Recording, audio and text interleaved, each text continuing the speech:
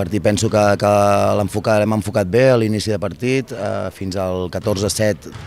hem estat bé, hem estat seguint una mica la idea que teníem d'inici de partit, on volíem córrer, penalitzar situacions en defensa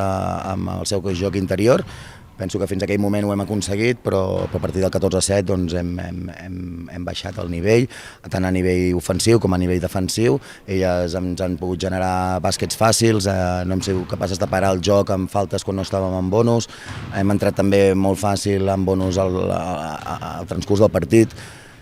Penso que hem tingut poca fluïdesa a nivell ofensiu, molt desencert, 3 de 19 amb tirs de 3 i 19 de 40 amb tirs de 2 i 8 de 16, 8 de 14 en tirs lliures, amb 20 pilotes perdudes. Penso que volíem fer un bon partit avui, per nosaltres era important guanyar avui, i hi ha hagut un moment que penso que la por a perdre ens ha fet fer un pas endarrere, però sobretot això, coses que havíem treballat a nivell defensiu, que no hem aconseguit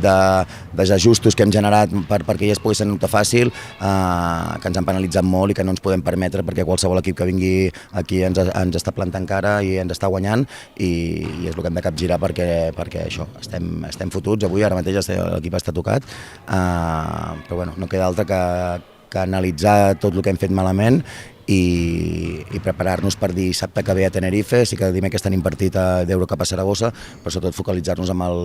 el dissabte que ve a Tenerife i intentar donar